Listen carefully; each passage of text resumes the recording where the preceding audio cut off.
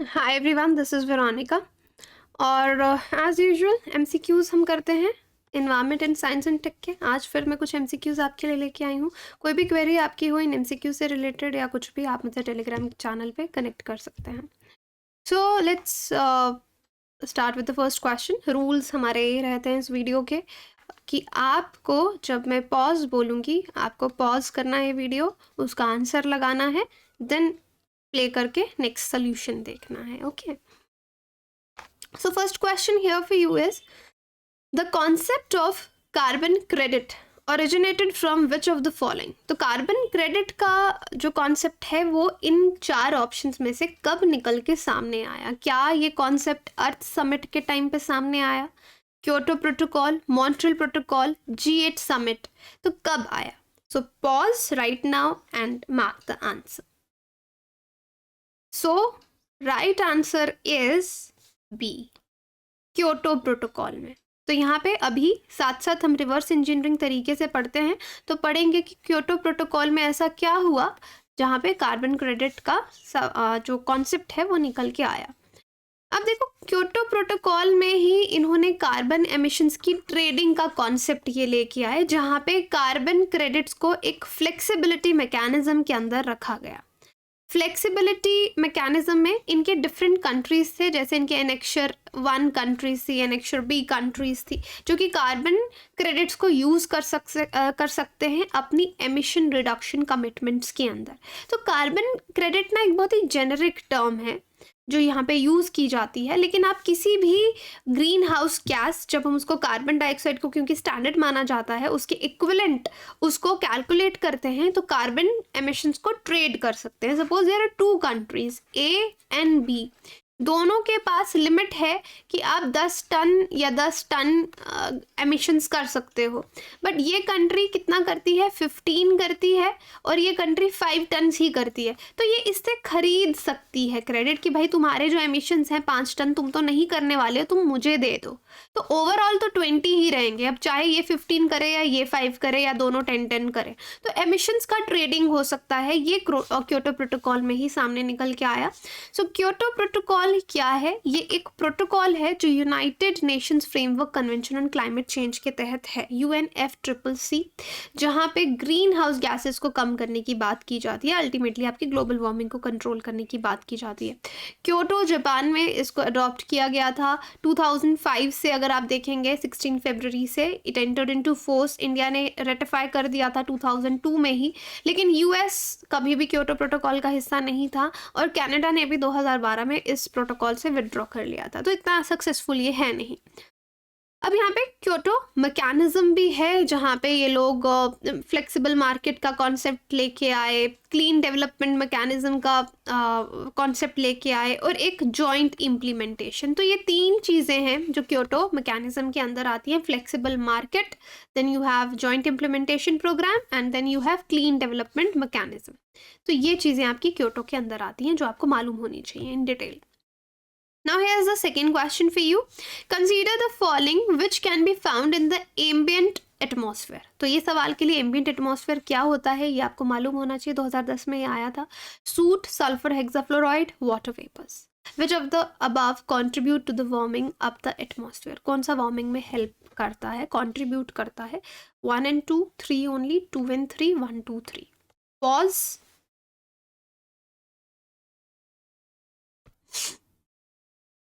तो pause I hope आपने किया होगा, अब हम जानते हैं। तो ये एम्बिएंट एटमॉस्फेयर क्या होता है? जिसका एक्सेस नॉर्मल पब्लिक को है, आपके घर के बाहर, बिल्डिंग्स के बाहर का एटमॉस्फेयर। तो ये तीनों ही वहाँ पे पाए जाते हैं। तो यस, एम्बिएंट टेम्परेचर का मतलब टेम्परेचर जो आपकी सराउंडिंग का है। इंडोर का रेंज 20 डिग्री टू 27 डिग्री रहता है। एम्बिएंट प्रेशर, ये एम्बिएंट टेम्परेचर की बात कर रही हूँ। एम्बिएंट यहाँ पे क्या पूछा गया? एटमॉस्फेयर पूछा गया है। तो एटमॉस्फेयर एम्बिएंट क्या होता है मैंने आपको बता दिया, विच हैज़ एक्सेस, जिसका पब्लिक को एक्सेस हो। और suit, sulphur, hexafluoride, water vapour, ये तीनों एम्बिएंट एटमॉस्फेयर में पाए जाते हैं, और इनसे एम्बिएंट टेम्परेचर, एम्बिएंट प्रेशर पे फर्क पड़ता है। ओके, नाउ दिस क्वेश्चन, देखो स्टैटिक में ये सब हम कन्वेंशंस बहुत अच्छे से पढ़ते हैं। नाउ यूनाइटेड, मैंने स्टैटिक में पढ़ाया तो सपोज आप लोग मेरे स्टैटिक के स्टूडेंट्स हो तो ये सवाल आपको गलत नहीं करना चाहिए। United Nations framework convention on climate change, UNFCCC is international treaty drawn at United nation conference on human environment Stockholm 1972, UN Conference on Environment and Development Rio de Janeiro 1992, World Summit on Sustainable Development Johannesburg, UN Climate Change Conference Copenhagen 2009. So pause and comment. So I hope आपने pause किया होगा। So the answer is UNFCCC Earth Summit, जिसको हम Rio summit बोलते हैं, वहाँ से ये निकल के सामने आया था। देखो जब भी कोई कॉन्फ्रेंस कन्वेंशन होती है उसके बाद कुछ ना कुछ एक्शन लिया जाता है। फॉर एग्जाम्पल आपको मैं समझाती हूँ, ये जो पहले दे रखा है ना United nation conference on the human environment, इसको हम स्टॉकहोम कॉन्फ्रेंस भी बोलते हैं, स्टॉकहोम डिक्लेरेशन भी बोलते हैं, या फिर इसको स्वीडिश इनिशिएटिव भी कहा जाता है। और इस कॉन्फ्रेंस के बाद का रिजल्ट था UNEP का फॉर्मेशन। ठीक है, UNEP फॉर्म हुआ जो कि इतनी इंपॉर्टेंट ऑर्गेनाइजेशन है।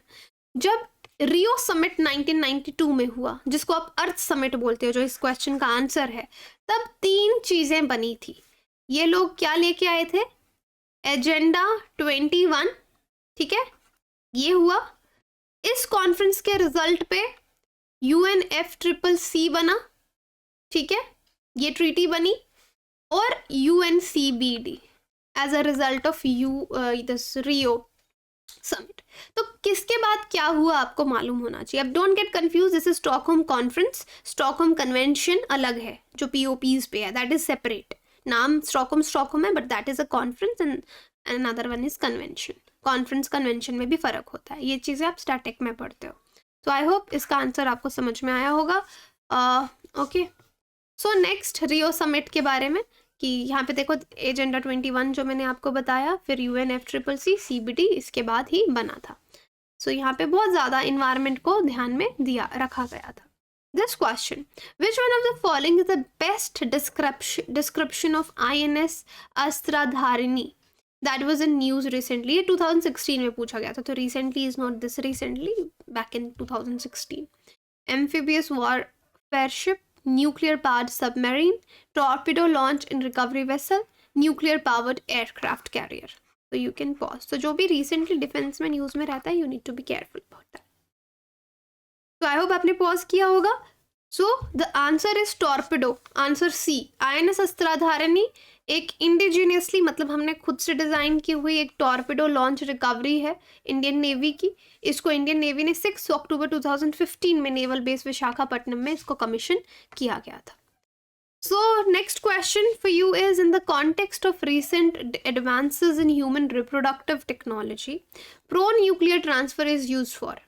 2020 में ये आया है। This is very important question, क्योंकि असिस्टिव रिप्रोडक्टिव टेक्नोलॉजीज आपको आनी चाहिए, जिनको ARTs कहा जाता है। कॉन्सेप्ट होगा तो आप ये बहुत ईजिली आंसर कर सकते हैं। ये सब मैंने स्टार्टिंग में बहुत अच्छे से पढ़ाया है। Fertilization of egg in vitro by the donor sperm, genetic modification of sperm producing cells, development of stem cells into functional embryos, prevention of mitochondrial diseases in offsprings. So you can pause and comment.